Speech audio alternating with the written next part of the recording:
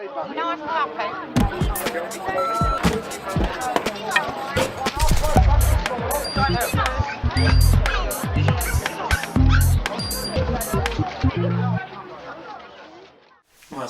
allora, io sono Gabi, ho 25 anni e sono siriano e sto in Italia da quasi 7 anni.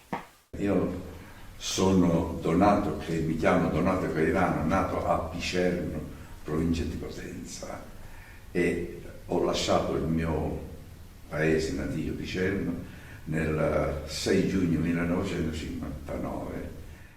Al 7 settembre compirò 82 anni.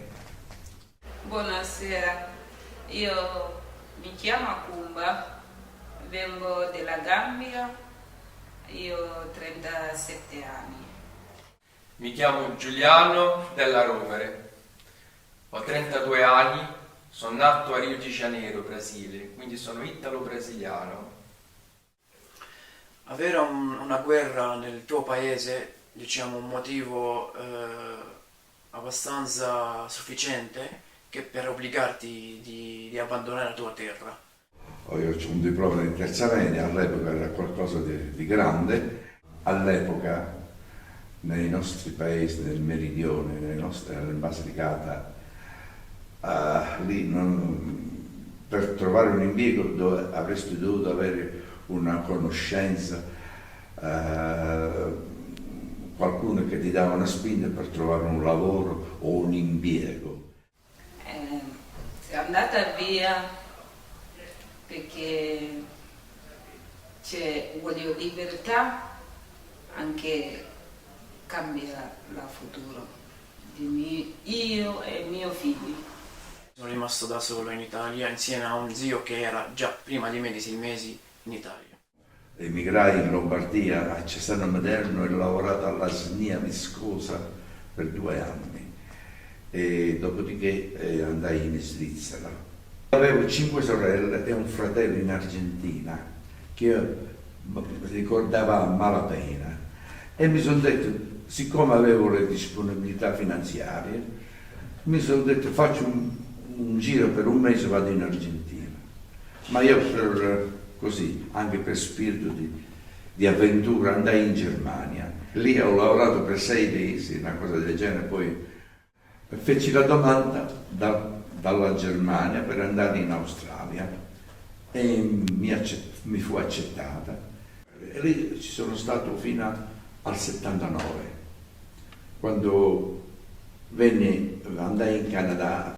Io andata a Senegal, Mali, Burkina Faso, Niamey, Nigeria, e dopo desert, 9 giorni in desert senza mangiare, senza bere. Io tengo figli piccoli, un anno, 11 mesi. Ho viaggiato con uno, lasciato 4 in Gambia. Dopo il deserto arrivata in Tripoli, Libia. Dopo Libia ho lavorato là un po' perché è difficile, io proprio arrivata là e proprio dentro la guerra, però come devi fare? Io non c'è nessuno per aiutarmi, io vai lavoro, però è pericoloso, anche rischi mia vita e mio figlio. Io arrivata qui in Italia 24 settembre 2014. Arrivata a Lampedusa alle 3 la sera, è trovata Pullman, loro già aspettando direttamente in Potenza.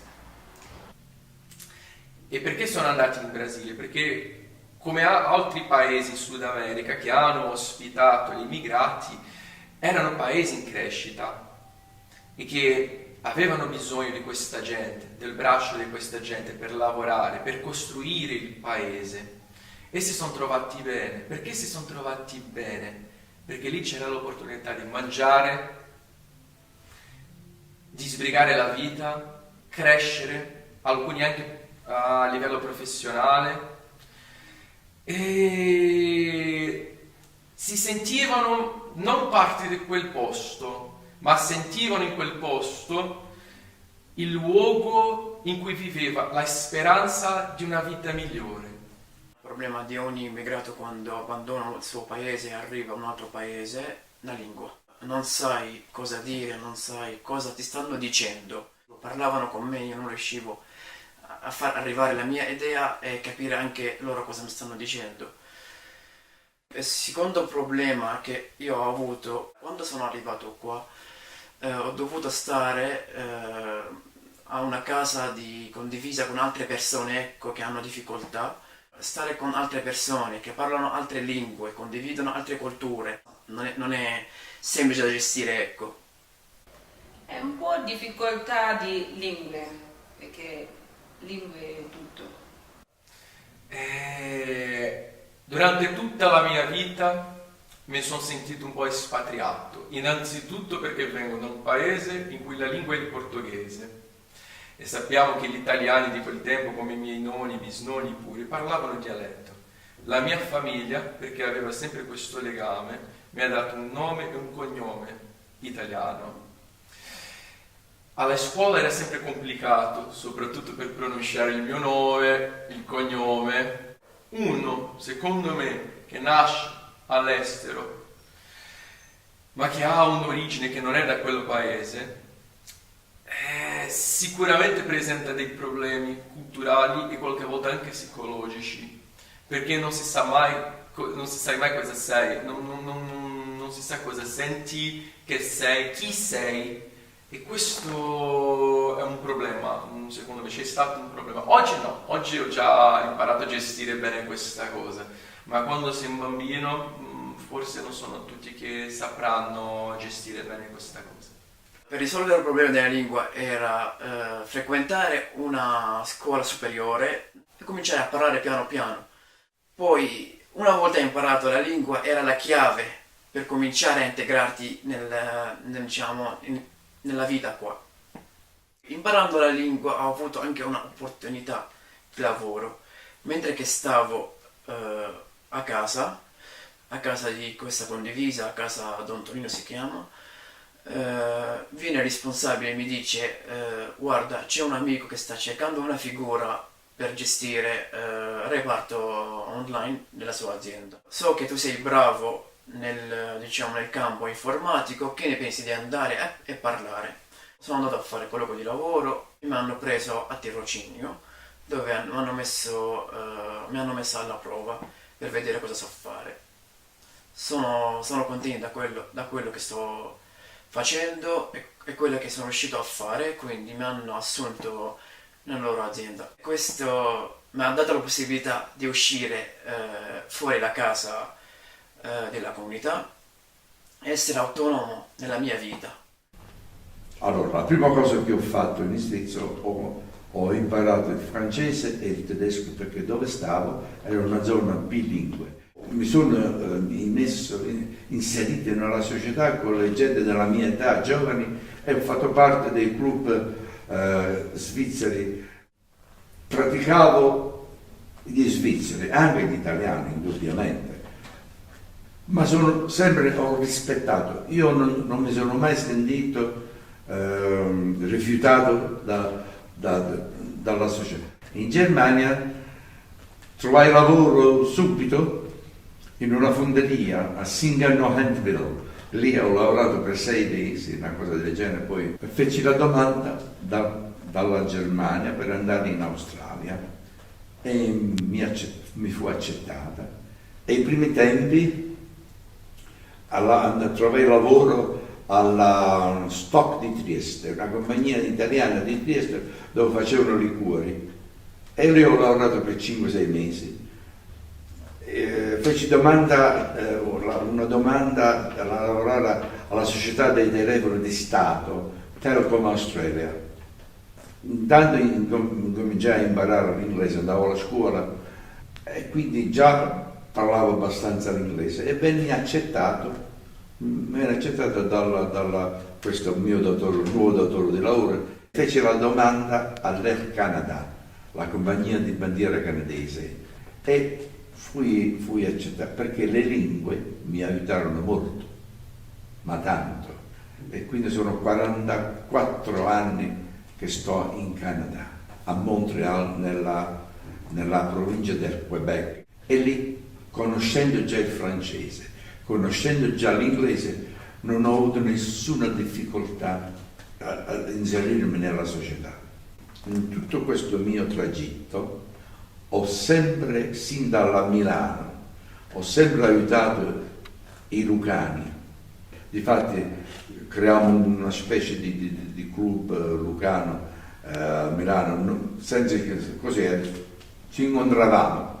Quando andai in Australia sono stato membro fondatore di un'associazione lucana di Sydney. Dopodiché, quando andai in Canada, fondai un'altra associazione che si chiama la Basi Lucania e sono presidente della Federazione delle Associazioni dei Lucani del Canada. Cioè, questo voglio dire che mi sono sempre sentito a mio agio nella società indigena, locale. Sì, ho imparato la lingua, l'ho portata alla mia scuola, ho studiato tante cose in potenza. Io prima arrivata in Italia, il mio primo lavoro è modello, fatto con Marley White. Fatto con Marley White in poco tempo, modella, dopo ho fatto badante, 4 anni. Ho dato tanto lavoro. E la Mimosa, grazie a Mimosa, ho fatto studiare come si fa la sciarpa, cucina, dopo si è trovato lavoro in pasticceria alla Delizia senza glutine. Ti trovi bene, mi piace, perché il lavoro è tutto. Nel caso mio mi sono trovato bene, mi sono trovato abbastanza bene.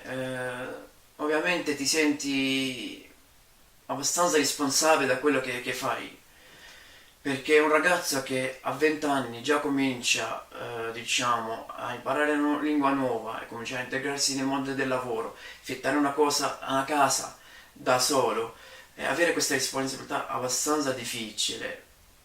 Cosa può intervenire lo Stato? Non penso che c'è qualcosa che può aiutare. Ci sono nessun paese è perfetto, però il Canada ti lascia vivere, non c'è burocrazia innanzitutto. Mi piace avere il Gambia, forse più libertà.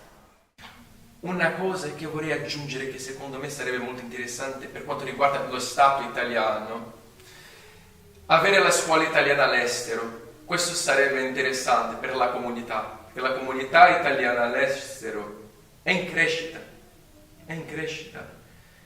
Tanti, anche adesso, parliamo dei giovani che se ne vanno, ne abbiamo bisogno di questa cosa, veramente.